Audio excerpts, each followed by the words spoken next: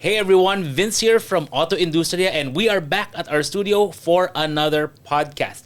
And our topic for today, motoring in the Philippines. Have we arrived at a crisis point? I'm sure you guys have all been seeing all the incidents on the road, the rage, the traffic, the accidents, and sometimes very painful to watch kinds of accidents and incidents. Sorry, we shouldn't call them accidents anymore. We should call them crashes. And today we have a very knowledgeable person, an expert, someone who has seen it all, both on the ground and, well, from the big picture, Mr. Bong Nebrija of the MMDA. Sir, Hi, welcome. Vince. Good day, and good day to all your followers. Nice to be here. Thank you, sir. Thank you, sir. And for those who aren't familiar, sir, can you introduce yourself, your background? Well, I'm Bong Nebrija. Right now, I'm the commander of the Swift Traffic Action Group of MMDA. So, I've been with MMDA since 2016. You've seen me in different roads of Metro Manila, in so many viral videos, arguments, clashes with vendors and motorists. But now, my job is more silent and swift, right? We're doing a non-contact apprehension through body-worn cameras. So, if you haven't seen me in mainstream media, that's fine. But we are doing our work, our job, silently and swiftly. Actually, you say no contact apprehension NCAP. Yes. But to be honest, for us, we prefer Nebrija contact apprehension. Yeah. But ayun nga. But yun nga, sir, we really wanted your opinion on and your take on a lot of these incidents that matter and that have been happening lately, no? Because I'm sure a lot of people, myself included, we are very concerned about the trend that's been happening now on the road, ang gulo, traffic, rage, grabe na. So, how do you say, what failures do you see from the parts of motorists? What trend have you been seeing on the ground? Well, for many motorists, basically traffic rules has become optional. Well, we cannot blame them for maybe there's also on the part of the government or the enforcers there might have been inconsistencies before, or maybe until now it's happening. These behaviors were enforced by them not being caught. Okay. There's no certainty of fact that when you violate, you will be penalized. That's the reason why we came up with the NCAP. NCAP without the enforcers, just the cameras, just the AI, it will catch you passing through in the bus lane without any enforcer interfering or catching you physically. But you are still being penalized. So that creates a certainty of fact. Before, the inconsistency in the enforcement. There's an enforcer now, tomorrow there's none. Maybe another day there will be, then there's none again. So drivers think policies is only good, or traffic rules and regulations are only good if there is an enforcer. There's one time, let me just share it with your followers. There's one time, we caught this jeepney driver passing through red light between Camias, passing through EDSA, going to Kamuning. Red light, this driver beat the red light, passed through EDSA, then we caught him in Kamuning. Obviously, the driver knew that what he did was wrong. Yeah. So we caught him and asked him, didn't you see that it's red light already? Why did you still go through? And the driver said, "Sir, I saw the red light. I did not see you." Yeah. So that tells you that for them, these traffic rules and regulations is only as good as the presence of an enforcer. If there's none, then it becomes optional, which is not supposed to be the mindset that we have. Because the way I see it is that we lack the education. Okay. We just enforce it. We enforce it, then when we enforce it, it becomes punitive. So they think of these traffic rules and regulations as fines and penalties. So I will not be fined, I will not be penalized if there's no enforcer. But if we will put equally with the enforcement is education. We need to educate them. We need to create awareness so that they would know that it's not all about fines and penalties. This is not about punishment, but this is about road safety. If you keep on violating this, then this will become a bad habit. Then this bad habit will catch up with you. And it's either you will get into an accident where it will be your fault or you will be a victim. Yeah. So, I believe, as you would all know, after 2023, I was reassigned a traffic education. And that enlightened, that broadened my perspective on enforcement. That it is not enforcement alone. We need to educate our drivers. Because, basically, the driver's education that we have, it tells you about how to pass the exam, basically. Yeah, it's very right? basic. Very basic. Go through the driver's education, yes. But your goal is just to pass the exam. How will I beat the exam? Right? There's no value to it. What you need to do, what you need to learn is that how are you going to be a responsible driver? Instead of how you can beat the system. Yes. Yeah. So when we just pass the exam, then it becomes just like that. The rules and regulations just becomes punitive in nature. But if you will put more value into it, oh, so this is it. I should not do this because if I will, I might hit a pedestrian. I need to be responsible. I do not need to be reckless. I need to slow down. I need to follow the lines. I need to follow the traffic signs. Okay. If you value this based on its intended purpose of road safety, then there's a different perspective. Even without an enforcer, you will follow it. If if you put it in that in that perspective, sir, right? You're right. I definitely agree. Education is very important. Yes. But in also the context of education. Yes. Like when we were in school, paano ba? Pag pasaway ka, sasawayin ka talaga. You're always Yes. in the principal's office. That's right. So, That's right. do you think that our current rules are, or not the rules per se, but the enforcement, parang walang pangil? Actually, if you will ask me if our fines and penalties are enough to change the behavior, yes, it is. Okay. But for example, the busway. The busway. Before, it was just what? 500 pesos. Then it was increased to 1,000. Then it was increased to 2,000.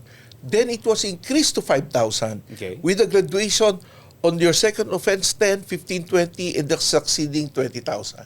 Okay. I think that's harsh enough. That will teach you a lesson enough, right? But, for example, if the motorists will see that there will be enforcers here, Yes. and after this area there will be no more enforcers, Go rock and roll. yes, they will go back Yeah. to the bus lane. I will not be caught. Because sometimes they pattern us. Oh, in this area of Cubao, the team of Sir Bong will always be here. So I will not get in the Yeah. busway. But after this, there's no more enforcer, I will go back. Okay. Right? So that's why we complemented our enforcement with non-contact apprehension, AI.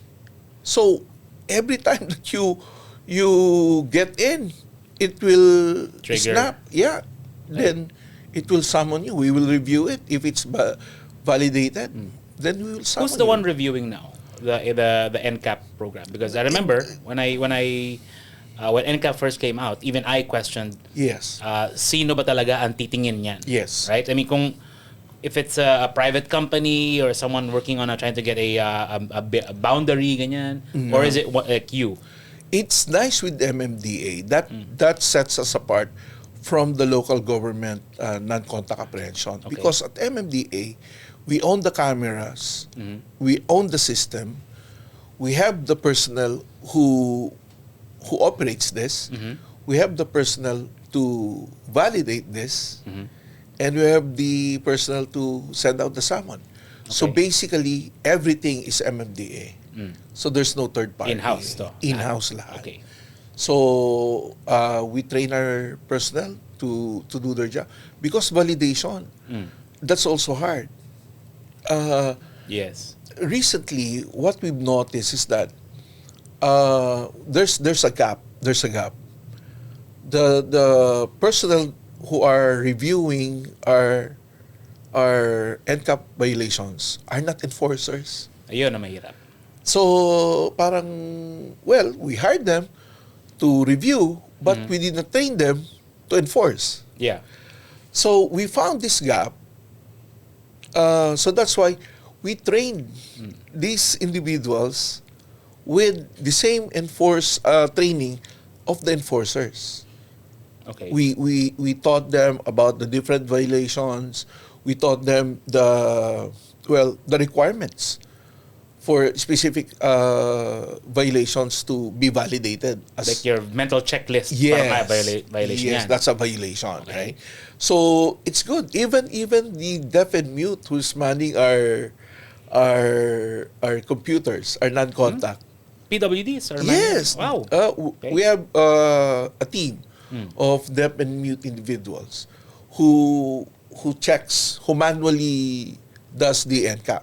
Meron kaming AI, meron din kaming manual. Okay. So yung manual, mga deaf and mute yun. So hindi mo yung The focus is there. no, yung keen observation Okay. no, nandun. So even them, we train them. Kaya ang galing kasi when I was the one who handled their training. So I have an interpreter. Yeah, I have a sign sign language. So para maintindihan lang nila. Wow, that's amazing. That's amazing. Yes, yes. So that's why Right. I really believe that MMDA has set the standards in as far as non-contact apprehension is concerned. So you mentioned NCAP. I mean, you were also doing the enforcement on busway, no? Yes. Personally. So did you? How do you say? In a day, ballpark figure, how many huli nyo on busway? Like on full contact. Yung physical apprehension. contact, yeah. During the physical apprehension, no, mostly na-apprehend namin mga two wheels. Okay. No, dahil yung alam mo yung mob mentality na may pumasok yung isa, Pwede. susunod yung lahat, Yeah. di ba? And then sa dami ng enforcers namin, mahuhuli namin lahat yun. So siguro, I can say na nakaka-100 kami. In a day. In a day. Now with NCAP, how many are you sending out? Siguro mga triple that figure. Okay. Yes. Yes. And there was even one who was caught, I think that was 300 times. Huh? From April to August. Magkano fine niya? I think it went up to millions of pesos. Mas mahal na yung penalty niya kaysa sa value ng car niya. Wow. Kasi yun ang problema yun yung sinasabi namin.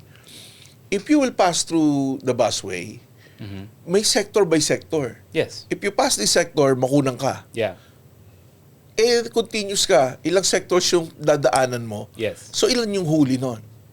Yeah. Right? So Exactly. hindi to yung one busway violation per day, hindi.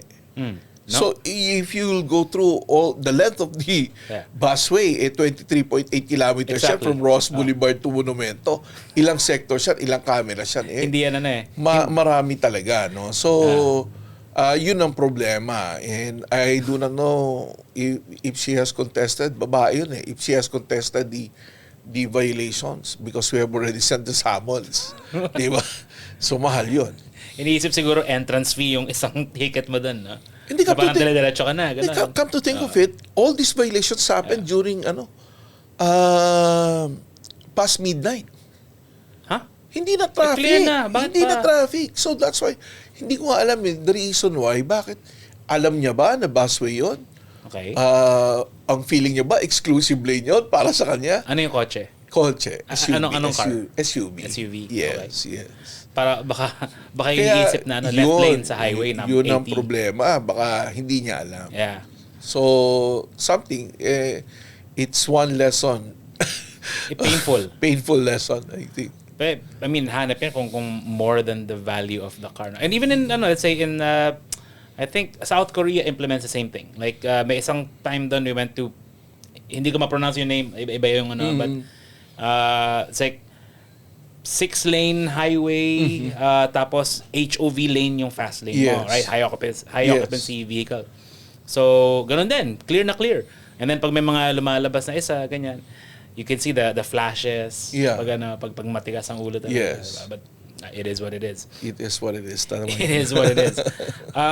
Now, we discussed like the failures from the side of government. We need more enforcement, definitely. And at the same time... Consistency in the enforcement, I think. Yeah. Consistency and education, of course. That's right. Do you think that... may argument kasi that dapat umpisahan pa lang at the school level. Yeah. Na magturo na like, I don't know, in high school pa lang. Yes. Diba? Na ituro na yan. Do you agree? Yes, universally, that's what many people are already advocating for that. In different countries, that's what they're advocating na simula na at grade school level. Tama naman eh. Okay. Crossing the streets, walking on the sidewalk, di ba? In the US for one, pag magcro-cross ka ng pedestrian lane sa school, may crossing guard. It will tell you to stop, it will tell you to go. That alone, yung stop and go na yun, will tell you what does green mean, what does red means. Right? And yung pagtawid mo doon, na may crossing guard na nagsasabi sa'yo, stay within the crosswalk. That's already training the children on how to cross the street, on how to walk safely on the road, na nandun ka lang sa sidewalk, di ba? And then, these simple things, pag sinimulan natin na maaga, mas maganda sana. Yeah. Because nagkakaroon sila ng appreciation of what safety is all about. Eh, sinasabi nung teacher ko, na dito lang ako tatawid para ligtas ako. Dito lang ako maglalakad para ligtas ako.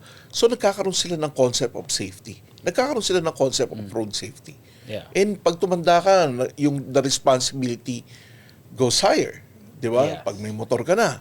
So you watch out, yung mga traffic signs, you follow, and all that. So, when we start them young, I think the appreciation for safety is built little by little until it's nagiging reinforced na siya. Oo, parang way of life na. Ang safety, ang road safety is just a way of life. That's actually, I think we really need something like that, personally speaking. Ang dami kasi nating life skills na tinuturo sa school eh. 'Di ba? There's even a proposal, makikita mo sa Senate. They are proposing a bill for sex education to be incorporated in our curriculum. Kaya lagi sinasabi, if you will advocate for sex education to be incorporated sa curriculum natin, why not road safety? Yeah. Di ba? Why not road safety? And I think mas maganda, like what I've said, ang traffic rules and regulations will be valued.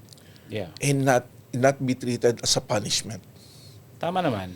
To make it positive. Make it a positive experience. Yes. And it should really start young. You know, I was even thinking high school, sabi mo grade school. Grade school. Preschool pa lang. Or sana yan. How to cross, how to, sino bang vulnerable road user natin? Kids. Di ba? Especially lately, yung mga video lately. World Health Organization figures, the number one leading cause of death from ages 1 to 29, road crash. Really? Yes. Bagay, healthy at that age. Talaga, yung vulnerability ng mga bata, not only on the roads, paano yung pagsuot ng seatbelt, di ba? Yeah. Can you imagine if you will train your kids, even when they're riding on the back, to fasten their seatbelt? Yeah. Di ba? Yung mga below 12 years old, yung mga toddlers, right? Na excited sila umupo dun sa nila, sa child restraint system nila. Yes. And they can buckle themselves up.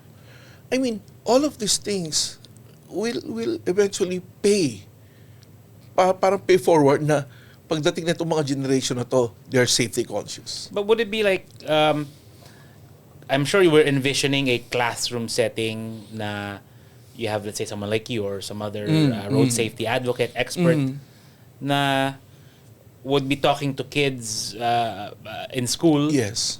But, you know, if I may suggest, why not take it a step further? Like, for example, to get kids to like recognize double yellow lines, big issue on double yellow lines recently.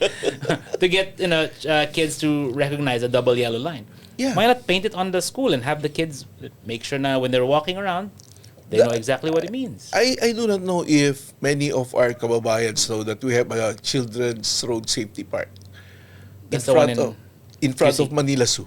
Manila Zoo. Huh? Yeah, in front of Manila Zoo, we have a children's road safety park there. Many children are now taking advantage of the fact that it's free. Yeah.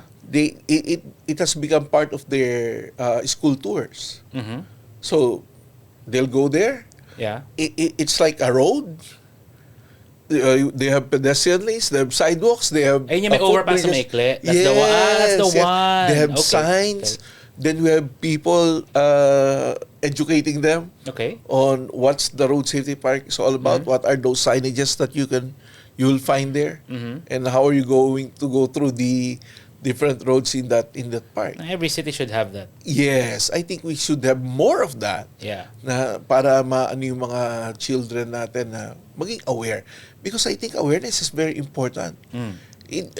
Ang inaano ko nga lang dito, sabi ko, we can educate the kids, but this needs to be reinforced in the house as well. Kasi tuturuan natin sila, stop means, red means stop, green means go. Pero nakasakay sila sa daddy nila, hatid sila sa school, nagmamadali. Red na, nag-go pa. Walang helmet. So, walang helmet, di ba? So baka ma-confuse yung bata na, teka, dad, sinabi nung teacher ko, red means stop. Red na, nag-go ka pa. Di ba? Minsan meron pa nagbibiro na, hindi, actually, ang red means go faster. Di ba? So, yellow naman daw yun. Yellow naman daw. Whatever. Diba? Kaya sinasabi ko, baka ma-confuse yung mga bata. Sana, the safety, the road safety itself will not only be taught dun sa school, but also will be reinforced sa bahay. Yun yung hirap din, ano? Because, as you know, we've seen incidents, especially lately on camera, na it's gonna be really hard on the parents because it was their responsibility. And then something happened, and then maybe if you can, or if someone can, like, isulong yung ganitong program, it would be great. Yeah. And LGU help, actually. And normally, I know you sometimes clash with LGUs on certain things. Yeah. For example, what age do we get a student permit here? 16? 16. Right? 17, 16? Yeah. So that's basically, ngayon is high school right? High school. Parang junior high school. Then, hanggang 18 na kasi yung K-12 natin, di ba? Yes. So, I mean, if you can incorporate yung driving, kung ano tinuturo doon sa driving school, incorporate it as one of the electives. Di ba? Yes. Gusto ko matuto ng driving. Yeah. Then, instead of going to the driving school, that will be part of your curriculum. It will be recognized by by LTO as part of your driving education. Why not? Di ba? So that pag nakuha mo na yun, as part of your elective, mag-apply ka ng student permit sa... Meron ka na. Di ba? So libre pa. Yeah. Right? Part of the curriculum. There's so many ways to do it. And there are good practices in different countries that we can adapt to do this better. Kasi, like what you've said, we're seeing so many incidents. Accidents, road crashes now, di ba? Yes. Hindi na nga natin tineterm ng accidents kasi crashes na dahil totally avoidable Yes. because of our yung irresponsible driving, reckless driving natin. Negligence. Kaya tayo nagkakaroon ng road crash na yan, no? Pero kung hindi ka sana uminom, hindi ka sana nagte-text, no? It could have been different. Alam mo talaga, I appreciate the time that I was in traffic education because I can incorporate my experiences on the road. And you have a lot of that experience. Yes. I mean, I've seen so many faces of death on EDSA when I was the traffic chief there. Wow. You were with me. Yeah, Di ba? I know, Nagpatrol tayo ng EDSA one time. I've seen so many faces of death. I mean, lagi kong sinasabi sa mga estudyante ko, if you have seen what I've seen when I was there on EDSA, baka kahit walang traffic rules, you will just be a responsible driver.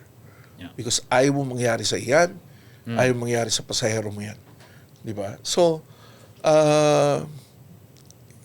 kaya I believe in creating awareness and educating them also. Kasi palagay ko kaya pa natin baguhin yung mga mindset, di ba? Remember when I was in EDSA, nag-intensify ako manghuli ng helmet. Yes. Sabi ko, huhulihin ko yung mga walang helmet dyan para matuto, di ba? Ma-alter yung behavior. I was consistent. Mahuli kita, ganyan, di ba? But the thing is, I found myself in different kamote pages na okay, in what way? Ang sinasabi na nila, huwag kayong dumaan sa EDSA ng ganitong oras. Nandiyan si Nebrija, baka mahuli kayo. Okay? O, pagdadaan kayo ng EDSA ng ganitong oras, mag-helmet kayo kasi baka nandiyan si Nebrija, mahuli kayo. Di ba? I mean, parang yung consistency ko ng pag-enforce, it creates a different mindset naman sa ibang tao. Yes. Mali. It's not the mindset that I want to create. Ang mindset na gusto kong ma-create, mag-helmet tayo para kung ma-accident tayo, protektado tayo. Yeah. Pero sa kanila, like what I've said, because of lack of education, lack of awareness, traffic rules and regulations, even road safety laws, becomes punitive in nature. Yeah. Optional. Optional. Di ba? Walang enforcer. Wala si Nebrija. Pwede.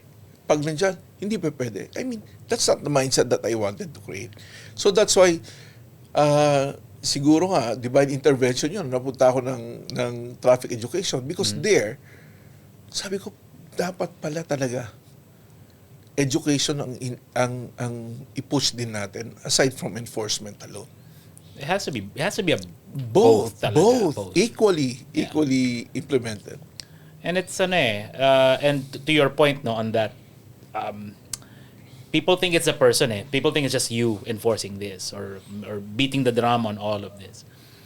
Pero I think it's more of what you're trying to do is you're trying to implement a system na kung sino man mo po na iba will do the same thing. Yes, I mean, lahat nito nasa MMDA na I mean, ito ring sistema na to nasa LTO rin They have their own education And I'm so happy to learn that even LGUs are creating their own education division. So hindi na lang MMDA, hindi na lang LTO. We're going down to the grassroots na mga LGUs na mismo nagcreate sila ng traffic education to educate and to create awareness in their locality. And I think that's what we really need, but then again, ayoko sana na mag-focus lang sa NCR. It should be nationwide. Yeah. Kahit saan tayo, kung ano yung batas dito sa Metro Manila, dapat ganun din kahit saan tayo magpunta, ma-apply natin. And kung anong batas sa probinsya, pagdating mo dito, ma-carry mo, alam mo kung anong gagawin. Consistent. Yes. Actually, yung di ba, we were discussing this a long time ago.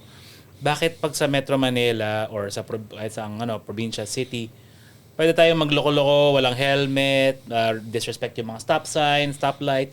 Pagdating ng Subic, bait natin lahat. Bait natin. Yeah. Parang kakala mo, model driver, di ba? Totoo. Pero yung ba't hindi magawa yan? And really, sa Subic, pag sumaway ka doon, huli ka talaga. Doon mo tutubos sa lisensya mo Yes. Diba, kung nagbakasyon ka lang doon, yari ka, babalik ka pa doon. Because ang mindset natin, mahuhuli ako Yeah. There's yun yung create ng Subic Not only in their physical enforcement but also in their non-contact. Yeah. That certainty of fact. Pag nag-violate ka, hindi ka nag-stop, nag-pass through ka sa stop sign, mahuhuli ka. Kaya ngayon, yung mindset mo, susunod ako dito. Kasi siguradong huli ako Yeah. Ang nagiging problema, paglabas mo ng Subic, Goodbye. di ba? Yeah. Walang enforcer dito, walang non-contact dito, di ba? To each his own tayo. Because, again, like what I've said, we think of these traffic rules and regulations Yeah. as just punitive in nature. Yeah. Pag mahuli ako, bayad ako. Fixer Diba? lang ako. Fixer lang ako. And then, yun nga, hindi mababago yung mindset natin. I think, but if you'll ask me, kaya pa natin baguhin yun. Through consistent education. Sana nga, ibaba natin eh. What do you mean by ibaba? Ibaba natin To the level. Okay. To the level. Actually, there was one time I was invited by a radio station. They're doing this parang road safety caravan. Okay. So, Sir Bong, pwede ka bang magturo? Yes, of course. Sabi ko, turuan natin, di ba? And I was so amazed because nung nagtuturo na ako, nagko-question and answer kami, ang dami nilang tanong. So, sabi ko, yung tanong na yon is that parang yung minsan may pagka-pilosopo na alam mo na I just want to try to beat the system. I just want to try to beat the system. Kaya I'm asking you. Pero nalalaman nila, hindi na po ito about beating the system. Yeah. This is about road safety. Ang hindi po natin nalalaman, baka mamaya abutan kayo. Itong mga bad habits na to, abutan na rin kayo. Ma-involve kayo sa aksidente. Sabi ko, dalawa lang yan. Ikaw makaka-aksidente o ikaw ma-aksidente. Yeah. In both cases, talo kayo. Actually, yung I've long ago written how do you survive driving in Metro Manila? You know? And my best advice, assume everyone has the capacity to be stupid at the wrong time. To do something really, really, totally contrary to any kind of rule, road safety, sense, self-preservation, wala. Parang all of that, na if machempohan kayo, if stars align, you are in a really, really bad crash. That's right. You know? And yan din ang tinuturo ko sa mga sa mga riders one time. Sabi ko, hindi kayo nag-helmet. Bakit? Confident kayo Marunong ako magmotor, hindi ako matutumba, hindi ako sisemplang, kaya ko mag-banking ng tama, kaya kong umiwas sa hazards, and all that. I'm a good rider. I'm not questioning how good of a rider you are. Yeah. Diba? Palagay mo, hindi ka sisemplang. Palagay mo, hindi ka babangga. That's good for you. But one thing, you do not have any control sa other riders around you. Yes. Sa other motorists around you. Trucks sa around mga you. trucks. Sa mga public utility drivers. Yeah. You do not have any control. Sa aso na tumatawid You bigla. do not even have control on their brakes. Yeah. Di ba? Wala kang helmet. Natsyempohan ka. Sumemplang ka ngayon. Yeah. Not because of your own doing, but because of outside factors. Yes. Di ba? That we're probably thinking the same thing. I'm a good driver. Hindi, okay lang yan. Yes. And then what happens? Yeah. Ganon din sa mga drivers. Hindi, okay na yan. Di ba? Araw-araw ako nagdadrive. Yeah. Pwede na yan. Pwede na yan. Di ba? Then we compromise roadworthiness. Yes. Di ba? Pag nag-aano ako, yung sa driver seminar namin, I get yung tinitingnan ko ilan ang public utility drivers, ilan ang babae, ilan ang lalaki, anong mga edad nyo. So I get a survey. Okay. I get a survey. So karamihan lalaki. Okay. Karamihan lalaki. So ang tanong, sabi ko, unfair ba kami? Na puro lalaki yung nahuhuli namin at puro lalaki nasa driver seminar. Sir, nga bakit ganon? Sabi ko ganon. Karamihan ng nasa kalsada, puro lalaki. Kayo, bakit tingnan nyo, public utility drivers, ang percentage natin, almost 80% na nasa driver seminar are public utility drivers. Why is that? Because they're on the road 10 to 12 hours in a day. So more chances ng huli and Yes. Okay. Di ba? And complacency. Yes. Di ba? And then, you try to beat the system. Araw-araw ka nandun di ba? So, Lusot naman ako ngayon Wala. Lunes, walang enforcer dito, di ba? So, you pattern everything. Di ba? You pattern everything. So, that's the reason why. So, sabi ko, education. Yeah. Education, makikita mo, ilan na nakagraduate dito?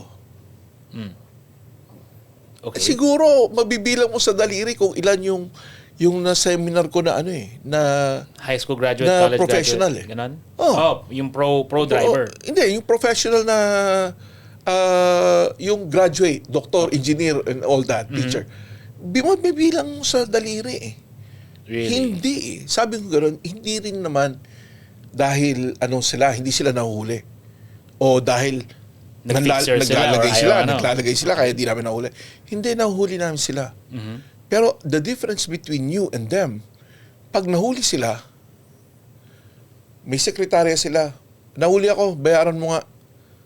Mababayaran. May pera silang pambayad, bayaran mo na agad, di ba? Ang public utility drivers, wala eh. Yeah. Hindi naman kinumpis kayo lisensya ko. Ilalagay ko muna to sa altar, baka makalimutan ng MMDA pa yan, di ba? Okay. So it piles up. It piles up. So ngayon, by the time na magre-renew sila ng lisensya nila, ang dami na nilang huli. Okay. And they need to pay mga 5,000, 6,000. Wala kaming interest Wala kaming interest sa MMDA. Pero gano'n kadami na yung huli nila eh. Yes. Na hindi nila binabayaran. So, ngayon, yun ang sinasabi ko. Wala sana kayo sa seminar dito eh. Kung nagbayad din kayo ng huli nyo eh. Pero ang mga huli nyo, 4, 5, na hindi bayad, seminar talaga kayo. Yeah. So, yung may kita mo, yung iba-iba talaga eh. Iba-iba talaga. So, with what I've been doing sa traffic education, slowly naintindihan ko. What the problem is talaga. Where the problem is. So, sabi ko may driver's education pa kayo. Kasi meron doon. 70 years old. 60 years old, 70 years old, nagdadrive pa ng public utility. Manong nung kumuha Pwede pa ba yun? Well, apparently, may lisensya siya eh. So, sinasabi ko nga sa kanya, Tay, when did you get yours? When I was 18, 19, ganyan. So, ang tagal na. 50 years ago, yes. Yes. Yeah. Okay. Iba na yung iba na yung kalsada natin ngayon. Pero, jeepney driver pa rin siya. No? So, ang inaano ko sa kanya, okay ka pa ba, Manong? Okay pa naman. Pero, yun nga, may violation after violation. Parang road warrior na siya na di ako mahuhuli niyan. Bahala na yan, parang ganun. And yun ang nakakatakot when we say bahala na, di ba? Hindi pwede ganun eh. Hindi pwedeng ganun eh. Hindi pwede ganun. Kasi yun, nakakalungkot and yun nga, may kita mo pare-pareho ng violation. So passing through red light, no loading and unloading, they're consistent, almost the same. Yung mga nila, yung mga violations sila. Sabi ko nga, sana matuto kayo. Kaya at the end of my lesson, sasabihin sa nila, last na to ayoko na makita yung mga pagbumuha niyo ulit dito. But how many do you actually, how many do you, in a seminar, kasi di ba you have these seminars na for yung mga delinquent? Dati, when I started 2023, actually 2024, nung nag-start ako ng sa traffic education, isang session lang ako per week, Monday afternoon. So we have 2 sessions before, morning and afternoon, 5 days a week. Okay. So 10 sessions in a week. Isa lang sa akin doon. Siguro pinaka-maximum ko na naging estudyante 30. Ang pinakamababa is 10. Okay. You know, but now mas konti na eh. Mas konti na ngayon eh.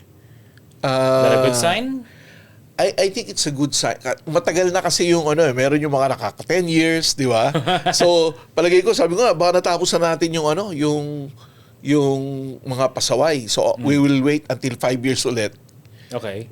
Pag magre-renew sila. Kasi kung may violation ka, hindi ka makakapag 5 years eh. Yeah. Itong mga to, kaya nagsiseminar 5 years. to. Mag-renew ako next year. Hindi to magre-renew. Hindi magsiseminar to. Dahil nagsiseminar to dahil kailangan nila mag-renew ng lisensya. Okay. So, sabi ko, itong mga seminar natin ngayon, next 5 years, doon natin ulit sila masiseminar. So palagay ko, naubos na namin yon. And then, we'll just need to wait for maybe 5 years again to see that peak na gano'ng karami ulit yung sineseminar namin. Do you think this can also improve or reduce or eliminate road rage? Medyo mahirap yan eh. Personality na to eh. Behavioral talaga yung road rage.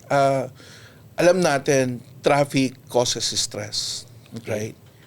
But yung discipline natin will dictate how are we going to manage that stress. Right? Marami talaga nadadala sa init ng ulo na no? Hindi ko alam kung we blame them, pero sa totoo lang, it's behavioral eh. Yeah. It's behavioral eh.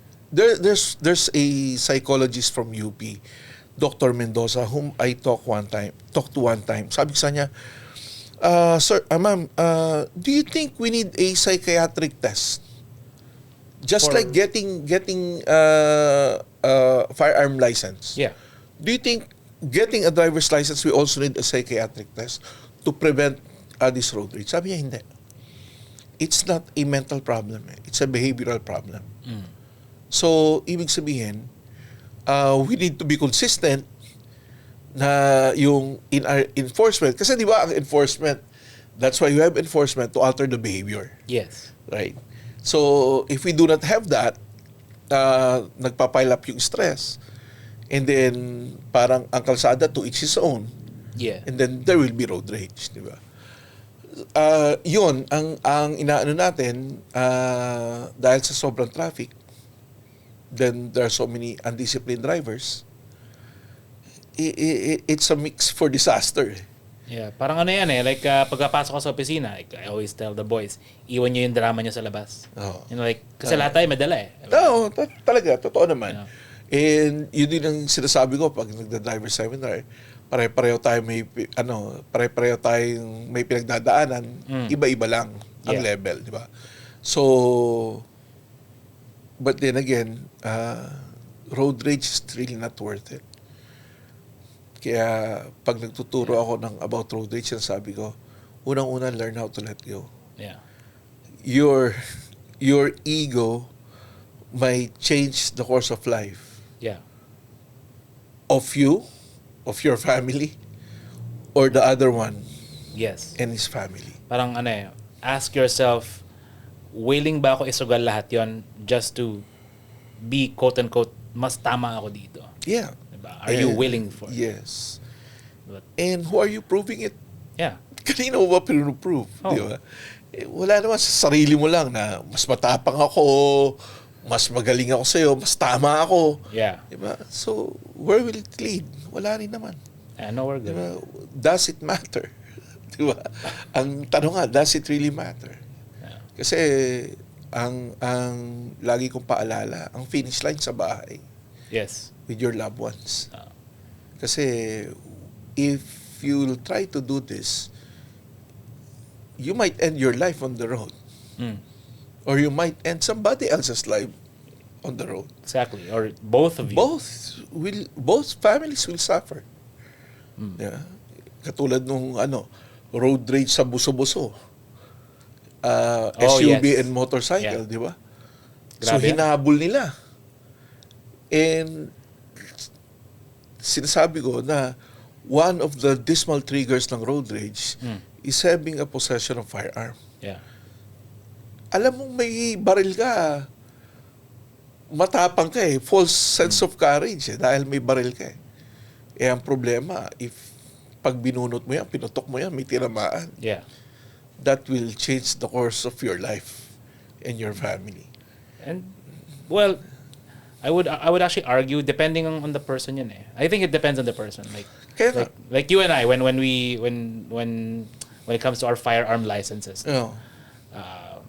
We are all taught na, or at least we put it in our mind na absolute last resort. Yes. We will never have, hopefully, Yes. we will never have to use it. Yes. Diba? And para gamitin mo lang sa road rage, come on. I think election gun ban pa yata yun.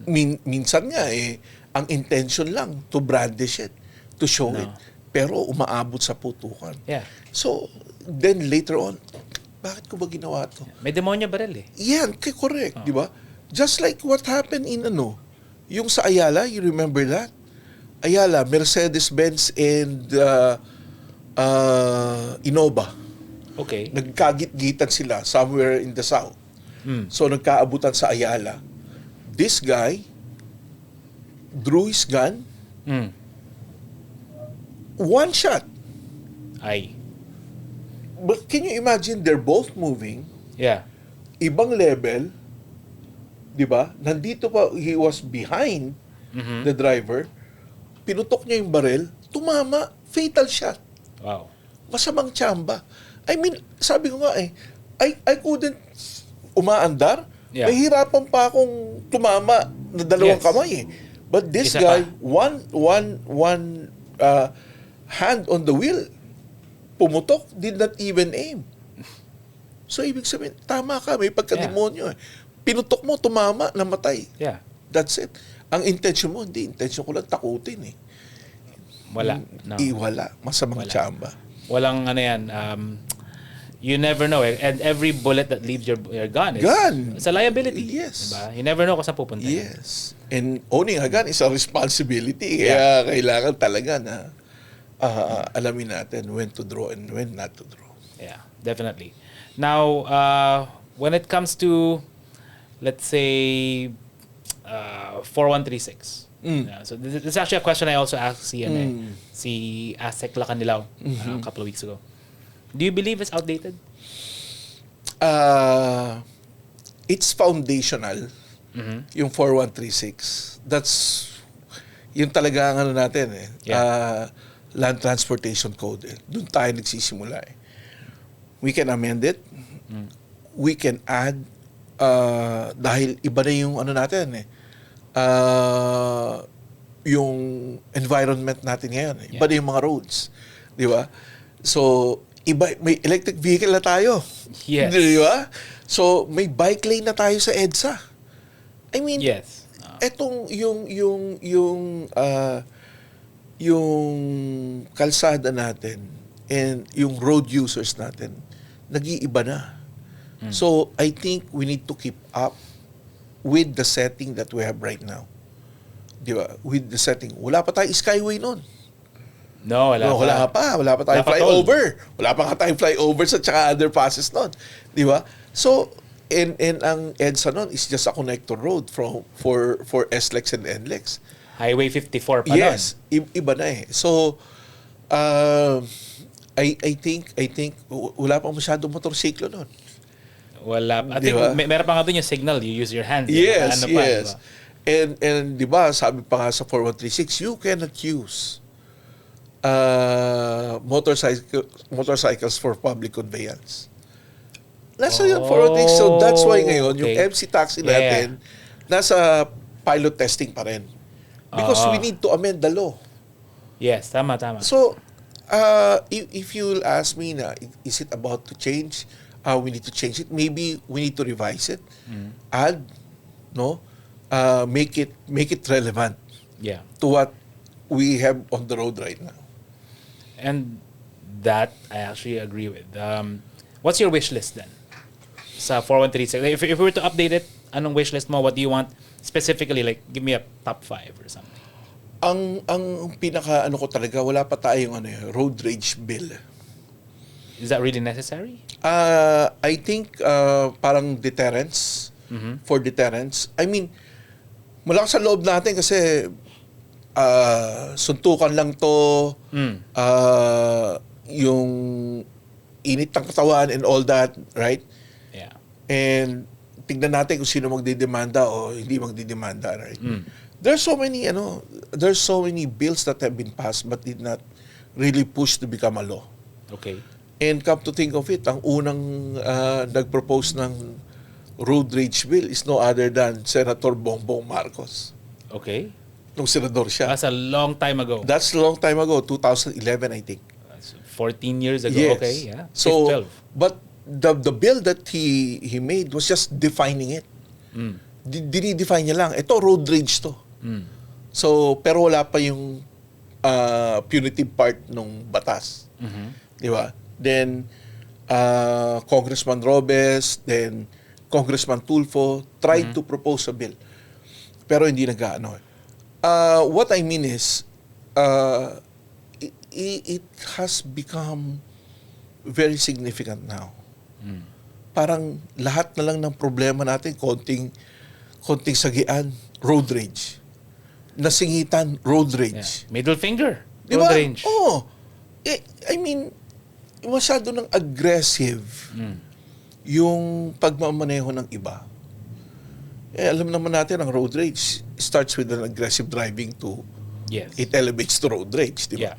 So, I think that is one that I want to, yung, kung mai-include o magkaroon tayo ng special bill on that. And maybe yung, tingnan natin yung mga speed limits natin. Is it really, yung pa ba dapat ang speed limit natin? Ang baba ng mga speed limit dun sa ano yan. Kaya ba natin bago? Di ba yung yung sa Skyway, di ba? Yeah. Tama ba to? 80 lang ba tayo? 60 lang ba tayo? Kasi parang, within city tayo eh. Oo. So, makikita mo, pwede ba nating baguhin yun? Could be, which is safer. Ang sinasabi kasi ng mga road safety advocates, totoo naman, speed. No? If you lower the speed limit, it makes the road safer. Yun yung nila, contention nila na it depends on the configuration of the highway, di ba? That's one. That's one. Pero sabi nga nila, para ma-minimize yung aksidente, we need to reduce our speed limit. Kaya nga, may posted speed limit, the maximum speed limit on the road. Pero ina-advocate pa rin namin yung safer speed. Revert to safer speed. Yes, sabi mo, nasa speed limit ako, ganyan. But the conditions of the road changes. Yeah. Weather factor. Ngayon, konting ulan, may puddles of water na. Hydroplaning ka na. Hydroplaning ka na. So, that could be it. Siguro yung speed limit. And maybe fines and penalties. Too low, too high. Too low na yung nasa 4136. So, I think we... Actually, bariya lang yun nasa 1963 yan eh. So, 1 peso is to $1 data ng time na yun. Meron pa kaming violation na 150. Ano 150? Illegal turning. 150 pesos? 150. Plus reckless driving, so nagiging 2,000 plus. Kung ipapatungan mo ng reckless driving. So, I mean, I think we need to revise it. It's very... I would argue this. I would argue on this point na I think the most important thing to do now is to rebuild the trust in driving, like wholesale, like road use, that the people who are driving, who are behind the wheel, whether it's private or public, are, like you said, properly educated, sane, of sound mind. Yeah.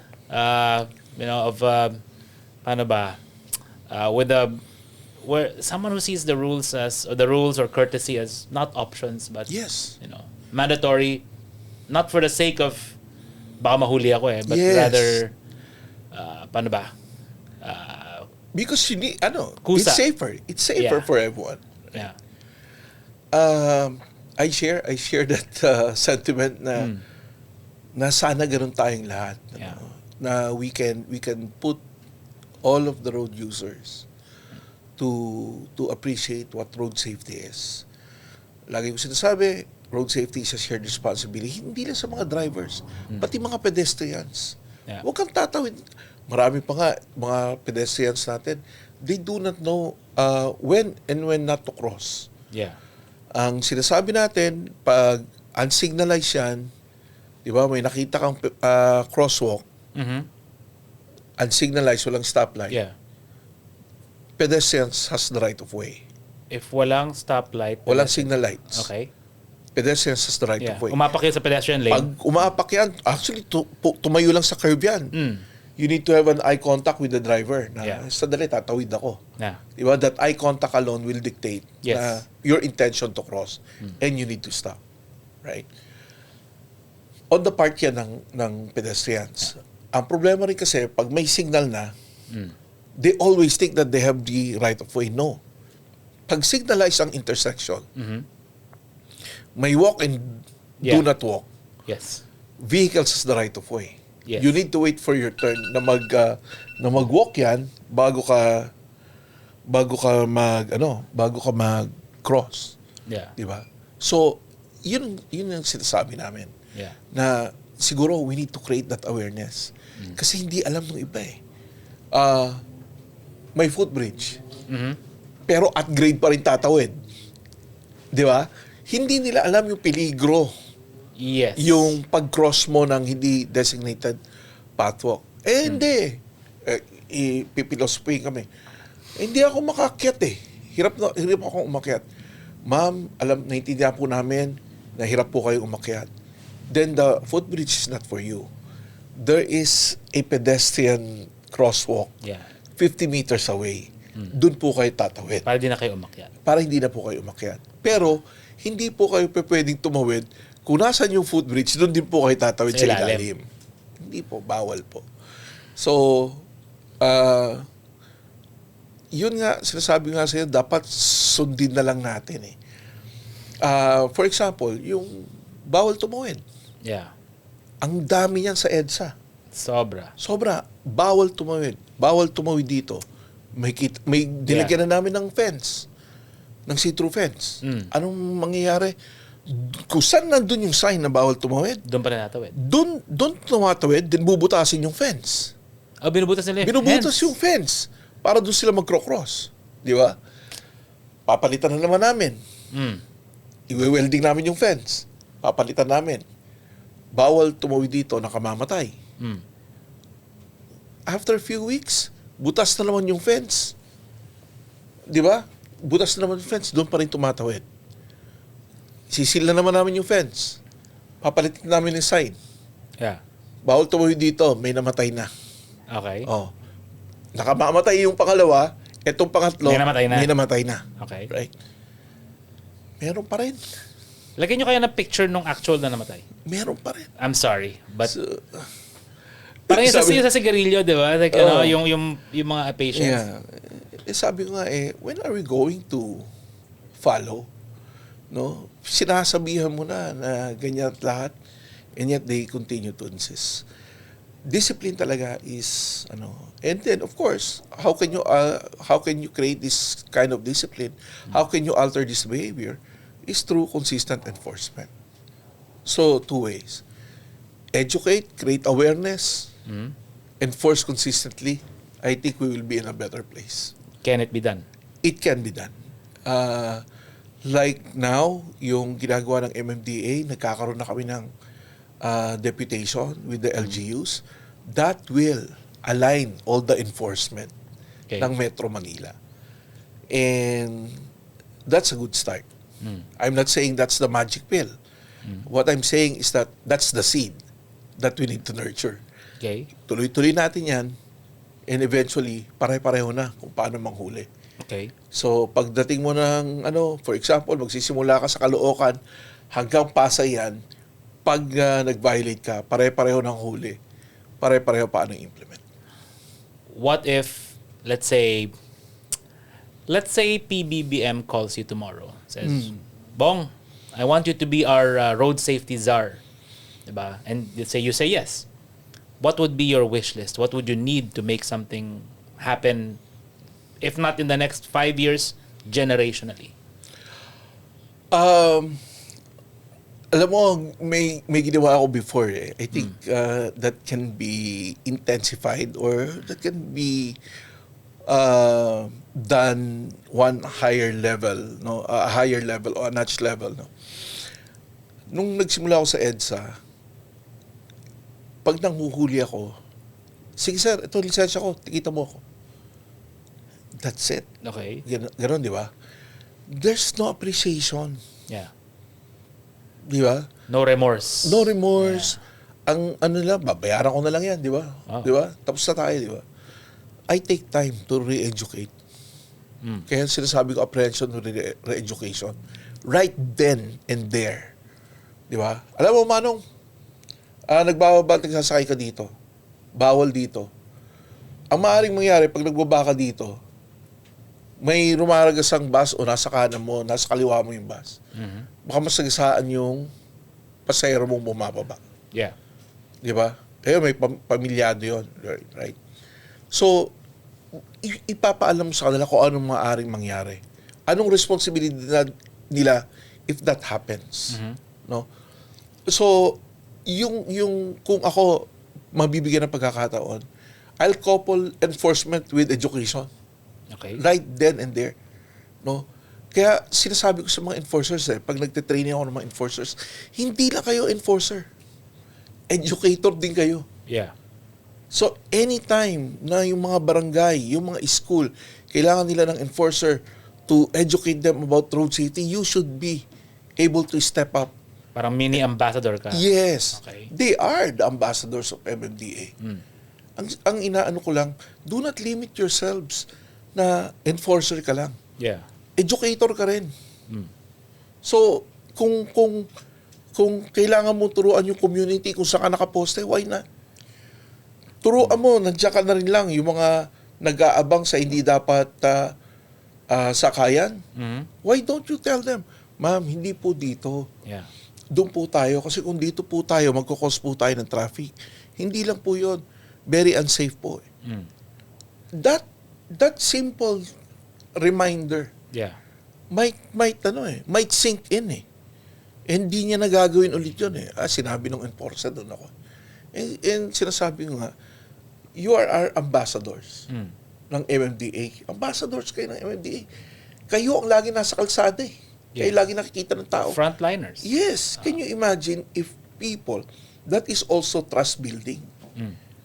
Rapport, trust building, Yes, credibility building. Yes. And people will start believing in you. At saka yung mindset na, dito na naman to. Mahungutong lang to. Di ba? Mababago lahat yun eh. Yeah. Mababago lahat yun. And I believe na that's the future of MMDA enforcement with what we're doing right now. Ang ganda na ng training ng enforcement namin, ng enforcers We're namin. seeing that. Yeah. Ang ganda na, may ladderized na.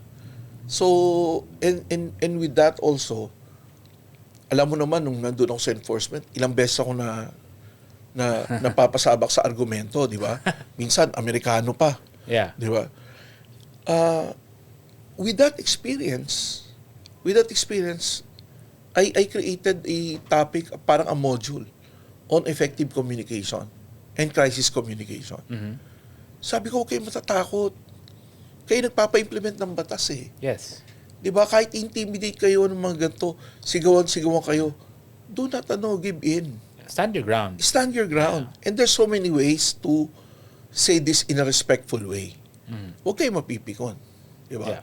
Kasi ang problema, pag napikon kayo, kung ano nasabi nyo, then that will erode all the trust ng public sa atin. So, we have included this, yung crisis communication, effective communication. Kasi sabi ko sa kanya, if you will start your conversation right, yes. Maganda yung maganda na simula. Palagay ko, it will continue on until the end. Wow. Yung compliance, you will get the compliance without even arguing. Walang away-away. Yes, correct. And that, I think, brings us up nicely to wrap it all up. No? Thank you, Sir Bong, for your time.